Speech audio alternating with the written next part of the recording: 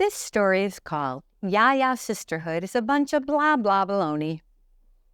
Did anyone ever tell you that Yaya Sisterhood is a bunch of blah blah baloney? I'm about to set the record straight. Truth is, women compete for male adoration and compare themselves to one another constantly. Damn right shallow, isn't it? Simply put, you can be anything but slimmer than we are. So if you're one of those skinny bitches, you deserve every amount of scorn we project. We abhor you everywhere, especially at the health club. You are every woman's nightmare. Because of your propensity toward physical perfection, the rest of us are on a diet for eternity. Now I ask you bitches straight out, how could we not resent you? Truth be told, we have regarded you with hostility for so long. We are overcome with envy. How dare we not be jealous of you for flaunting your skinny bodies in lycra beside the rest of your hairy contemporaries? It's no wonder we make no concessions for our ill manners toward you. This is not a friendly rivalry. We are insanely jealous of you for being every man's object of affection and every woman's object of affliction. It's only natural we'd be standoffish toward you, distant, uncommunicative. Whether it's true or not, by virtue of your thinness, we are convinced you thrive upon stealing any man with your skinny, seductive power. All you need to do is slip that bony butt into a pair of skin-tight jeans, and like dumb lambs led to the slaughter, our men dutifully succumb to a lustful frenzy of captivity. We fat women blame you for secretly seeing how many boy toys you can collect, until we can look darn near emancipated like you. Our only defense is to either put out or get shut out. We must lose those unwanted pounds, or our burden is to provide him with immediate gratification. God only knows if we don't, he will not be able to divert his eyes and avoid temptation. This was war. Her only defense was to go to the club. She would start tomorrow. There was no time to lose. For the sake of keeping her man, she vowed to lead a more disciplined life, seeking to transform her body one machine at a time. What number of total body workouts would be required to form a leaner physique? Nothing could frustrate her intentions. She was committed to going regardless of the duration and would no longer make excuses for why she couldn't go.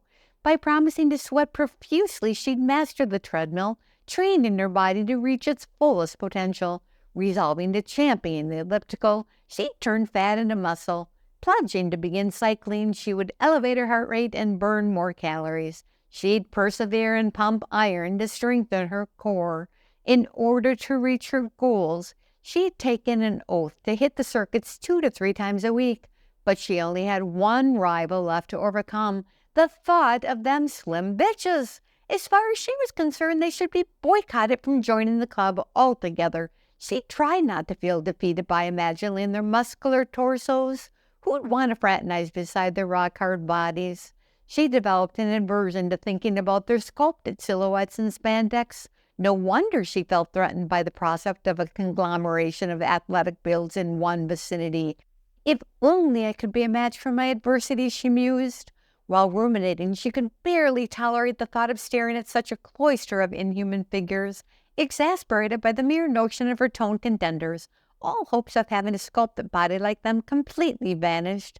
Who dare chastise her for giving up before she started, in feeling so ungracious to those lean mademoiselles? She was, after all, a well-fed damsel in distress. Who could blame her for having a grievance against them when she found such fault with their own immensity and bulk? Clearly she had idolized them and was programmed to believe that happy bodies were not as attractive. No wonder she coveted their firmness. At last she succumbed to not going at all. She was no equal in her mind to the likeness of her phantom competitors. Her corpulent flesh would not be able to hold a candle to their powerful buffeted bodies. Sadly, she could never lay aside her comparisons long enough to measure herself by a different criteria.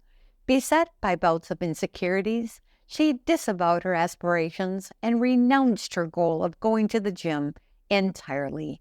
Perhaps I don't need a gym membership at all, she fooled herself, thereby cheating her destiny toward a better body, but avoiding those slim bitches altogether. Suddenly it occurred to her she may have lost her nerve. But all at once she gained a whole new perspective. "Dear Lord," she cried out in triumph, "if I lose my man to one of those slim bitches, let me turn around with my head held high and celebrate the fact that there's a few damn good-looking fat bitches too." Amen. This song is called "Us Slim Bitches Always Around," sung to the tune of "Santa Claus is Coming to Town." You'd better look thin, much better than good, for him to love you like godly men should. Us slim bitches always around. He can't control lust or any desire, so lose a few pounds, fight fire with fire. Us slim bitches always around. You know that men are captive to all their eyes can see, so if you plan to keep him, drop your panties to your knees, or he'll find someone new, more sexy than you. Forget about trust, whatever you do. A slim bitch is always around. He sees you when you're sleeping. He knows when you've gained weight. So if you plan to keep his heart, better make his sex life great, or he'll surely leave you for somebody new. How can you compete when she's a size 2? A slim bitch is always around. A slim bitch is always. A slim bitch is always. A slim bitch is always around.